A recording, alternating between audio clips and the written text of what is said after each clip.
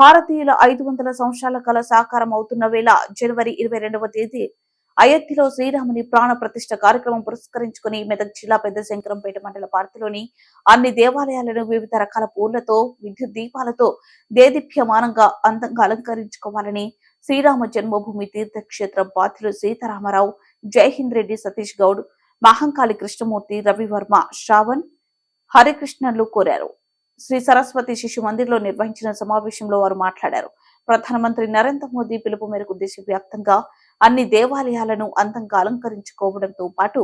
జనవరి 22వ తేదీన ప్రతి ఇంటిలో 5 దీపాలు వెలిగించాలని వారు వివరించారు. జనవరి 22న ఉదయం 8 గంటలకు శోభయాత్ర నిర్వహించడంతో పాటు రామాలయంలో అధ్యక్షుడు గొజ్జరి కనకరాజు ఆధ్వర్యంలో భారీ ఎల్ఈడి స్క్రీన్లు ఏర్పాటు చేసి అయోధ్య శ్రీరాముని ప్రతిష్టాపన కార్యక్రమాన్ని వీక్షించేందుకు అన్ని ఏర్పాట్లు చేస్తున్నట్టు తెలిపారు. అనంతరం భక్తులందరికీ అన్నదాన కార్యక్రమం ఏర్పాటు చేస్తున్నట్లు వివరించారు. అధిక సంఖ్యలో రామ భక్తులు, ప్రజలు, మహిళలు ఈ కార్యక్రమంలో పాల్గొని జయప్రదం చేయాలని వారు కోరుతున్నారు.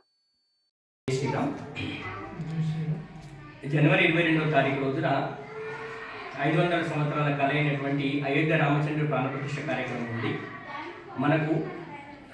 ఆగస్టు 15 స్వాతంత్ర దినోత్సవం, జనవరి 26న మన గణతంత్ర దినోత్సవం ఏ మాదిరిగా జరుపుకుంటున్నాము. మనము ఈ జనవరి 22వ తారీఖు రోజున మనకు అందరికీ ఆధ్యాత్మిక స్వాతంత్రం వచ్చినటువంటి రోజుగా మనం అందరం కూడా భావించి ఈ 22వ తారీఖు రోజున అంతకంటే ఎక్కువ ఘనంగా మనం జాతీయ పండుగ లాగా మనం జరుపుకుందామని చెప్పేసి అందరితో మామూలుగా మనవిస్తున్నాను. తర్వాత మన ప్రీతం నరేంద్ర మోడీ గారి యొక్క ఆదేశం మేరకు తర్వాత వారిని ఆదర్శంగా తీసుకొని పెద్ద శంకరంపేట మరియు పట్టణ ప్రాంతంలో ఉన్నటువంటి ప్రతి గ్రామంలో ఉన్నటువంటి దేవాలయాలన్నీ కూడా అటు నిద్రాణమైనటువంటి దేవాలయాలకు మళ్ళీ మనం అక్కడ వెళ్ళేసి వాటికి మన పునరుద్ధరణ చేయడం,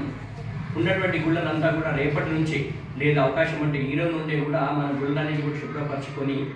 అక్కడ ఉన్నటువంటి పెద్దవాళ్ళతో మాట్లాడి, ఆ గ్రామ పెద్దలతో మాట్లాడి అక్కడ ఉన్నటువంటి గుళ్ళనంతా కూడా మనం శుభ్రంగా చేసుకొని గుళ్ళనన్నింటినీ కూడా మనము ఆ రోజున సాయంత్రం టైంలో మనం ఏంటంటే విద్యుదీకరణ చేసుకోవడం, అంటే మనకు ఎంతవరకు మనకు చేతనైతే అంతవరకు మన విద్యుదీకరణ, లేదంటే ఆ రోజు సాయంత్రం అంతా కూడా మన దీపోత్సవం. ఆ రోజున రామచంద్రుడు ఏ మాదిరిగా అయితే అయోధ్యకు వచ్చినప్పుడు దీపావళి మనం ఏ విధంగా జరుపుకున్నాం, ఘనంగా జరుపుకున్నారో అయోధ్య ప్రజలు, అదే మాదిరిగా దేశమంతా కూడా ప్రతి గడపకి మామూలుగా మనం దీపాలు జరుపుకోవడం కాకుండా నిద్రాణమైనటువంటి గుళ్ళను తర్వాత ఉన్నటువంటి ప్రతి గుడిని కూడా మనం శుభ్రపరచుకొని ఆ గుళ్ళల్లో కూడా విద్యుదీకరణ చేసుకొని దీపాలంకరణ చేసుకుంటే బాగుంటుందని చెప్పేసి అందరితో మనవిస్తున్నాను.